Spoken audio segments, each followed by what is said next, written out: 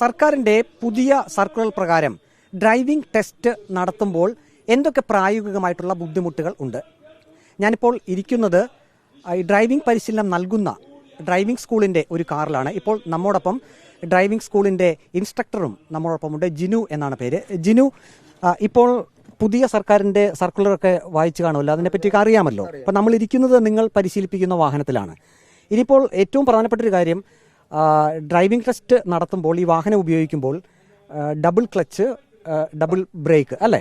അതൊന്ന് വിശദീകരിക്കാവുന്ന എങ്ങനെയാണെന്ന്. അത് നമ്മളിപ്പോൾ നമ്മൾ സാറുമാരോടെ റോഡ് ടെസ്റ്റ് എടുക്കുന്ന സമയങ്ങളിൽ ഇപ്പം ഇൻ കേസ് നമ്മുടെ ഈ പ്രായമുള്ള ആൾക്കാരൊക്കെ വരുമ്പോൾ അറിയാലോ അതിൻ്റെതായ ബുദ്ധിമുട്ടുണ്ടാവും അവർക്ക് എന്തായാലും. അപ്പം അവർ ഇൻ കേസ് എന്തായാലും പെട്ടെന്ന് ഒരാൾ വട്ടം ചാടുകയോ അല്ലെങ്കിൽ ഒരു വണ്ടി വല്ലതും പോയി കഴിഞ്ഞാലോ ഈ സാറുമാർക്കാലും ഇവിടുന്ന് ജസ്റ്റ് ഒന്ന് അവരെ ഒന്ന് വണ്ടി തട്ടാതെ അവരെ നമുക്കൊന്ന് പ്രൊട്ടക്റ്റ് ചെയ്ത് നിർത്താൻ പറ്റും. ഇപ്പോൾ ഇതില്ലാത്ത പക്ഷം എന്ന് പറഞ്ഞു കഴിഞ്ഞാൽ പിന്നെ അതൊരു ഓപ്ഷൻ ഒന്നും വരുന്നില്ല, വേറെ നമുക്ക് ഒന്നും ചെയ്യാൻ കഴിയില്ല. കാരണം നേരെ പോയി അറിയാമല്ലോ, പറയേണ്ട ആവശ്യമില്ലല്ലോ. അവിടുത്തെ ഒരു ഇതില്ലെങ്കിൽ താങ്ങില്ലേ നമ്മൾ എന്താ ചെയ്യുക? എല്ലാവരും ജീവൻ വെച്ചിട്ടാണ് സൈഡിൽ കയറിയിരിക്കുന്നത്. നമ്മളായാലും ഇപ്പോൾ ടെസ്റ്റിന് വരുമ്പോൾ നമ്മളും അപ്പുറത്തിരിക്കുമ്പോൾ ജീവൻ വെച്ചിട്ടായിരിക്കുന്നത്. കാരണം ഓൾമോസ്റ്റ് പ്രായമുള്ള ആൾക്കാർ വരുമ്പോഴും ചില ആൾക്കാർക്ക് ഓവറായിട്ട് ടെൻഷനുള്ള ആൾക്കാരുണ്ട്. ഈ സാറന്മാരെ കാണുമ്പോൾ ഉള്ള ടെൻഷൻ കൊണ്ട് ഒരുപാട് പേർക്ക് അങ്ങനെ വരുന്നുണ്ട്.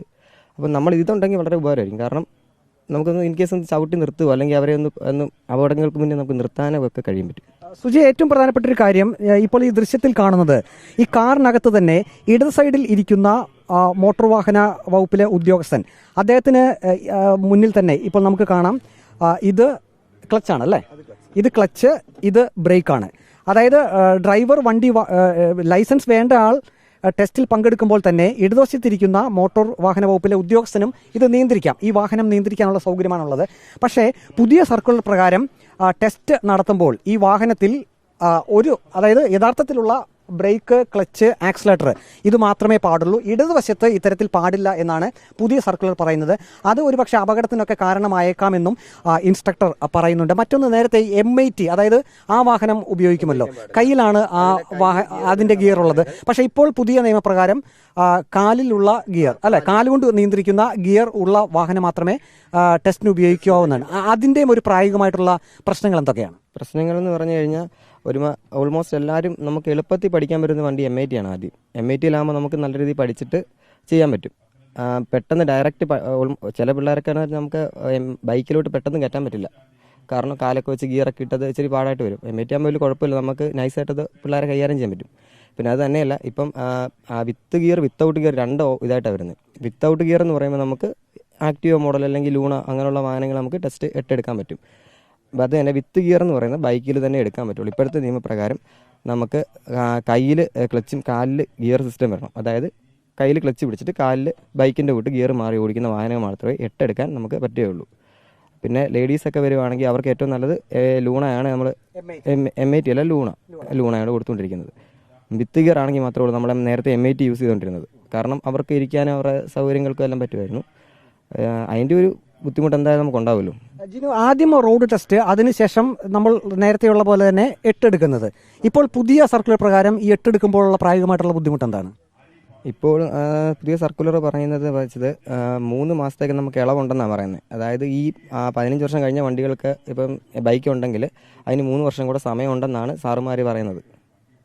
പിന്നെ കാറിനായാലും അതുപോലെ തന്നെ 15 വർഷം കഴിഞ്ഞ കാറിനായാലും 3 മാസം സാവകാശം അവർ തന്നിട്ടുണ്ട്. മാറി നമുക്ക് വേറെ പുതിയ വണ്ടി സ്കൂളിലോട്ട് ചേർക്കാം അല്ലെങ്കിൽ സ്കൂളിലേക്ക് എടുക്കാവുന്ന രീതിയിലാണ് പറയുന്നത്. പുതിയ സർക്കുലർ പ്രകാരം ഈ ഡ്രൈവിംഗ് ടെസ്റ്റ് നടത്തുന്ന ഗ്രൗണ്ടിനെ പറ്റിയും കാര്യങ്ങൾ പറയുന്നുണ്ട്. പക്ഷേ ഞാനിപ്പോൾ നിൽക്കുന്ന പത്തനംതിട്ടയിലെ ഈ ടെസ്റ്റ് നടത്തുന്ന ഗ്രൗണ്ട് പുതിയ സർക്കുലർ പ്രകാരം ഇത് ഇനിയും മാറ്റേണ്ടി വരും. കാരണം ഇപ്പോൾ ഇതിന് വിസ്തൃതി കുറവാണ്, വിസ്തൃതിയൊക്കെ കൂട്ടേണ്ടി വരും. അപ്പോൾ അങ്ങനെയും പ്രായോഗികമായിട്ടുള്ള ബുദ്ധിമുട്ടുകളുണ്ട്. ഇപ്പോൾ ലൈസൻസ് അതിൻ്റെ ടെസ്റ്റിൽ പങ്കെടുക്കാമെന്ന ഒരു കാൻഡിഡേറ്റ് കൂടി ഉണ്ട്. ഈ പുതിയ സർക്കുലർ പ്രകാരം നിങ്ങൾക്ക് എന്തെല്ലാം പ്രായോഗികമായിട്ടുള്ള ബുദ്ധിമുട്ടുണ്ട്?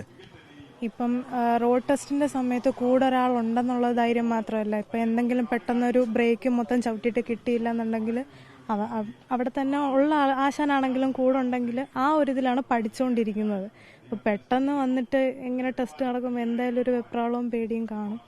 അപ്പം ആ ടെൻഷനിൽ ബ്രേക്ക് കിട്ടിയില്ലെങ്കിൽ ആ ഒരു പേടിയും മനസ്സിൽ കാണും ഇങ്ങനൊരു ഇത് വന്നതുകൊണ്ട്. അതായത് ടെസ്റ്റിൽ നിങ്ങൾ പങ്കെടുക്കുമ്പോൾ ഇപ്പോൾ റോഡ് ടെസ്റ്റ് ആണെങ്കിൽ ഉദ്യോഗസ്ഥൻ അരികിൽ ഇരിപ്പുണ്ട്, അദ്ദേഹത്തിന്റെ നിയന്ത്രണത്തിൽ കൂടിയാണ് ഈ വാഹനമെങ്കിൽ, അതായത് ഈ പറഞ്ഞ രീതിയിൽ ബ്രേക്കും ക്ലച്ചും അദ്ദേഹത്തിൻ്റെ നിയന്ത്രിക്കാൻ പറ്റുന്ന രീതിയിൽ ഉണ്ടാകണമെന്ന് തന്നെയാണ് അഭിപ്രായമല്ല, ഇല്ലെങ്കിൽ നിങ്ങൾക്കൊരു കോൺഫിഡൻസ് കുറവാണ്. അതെ, ഒരു കോൺഫിഡൻസ് കുറവാണ്. പെട്ടെന്ന് ഇത് അധികം എക്സ്പീരിയൻസ് ഇല്ലാത്ത ഒരാളാണല്ലോ എപ്പോഴും ടെസ്റ്റിന് കയറുന്നത്.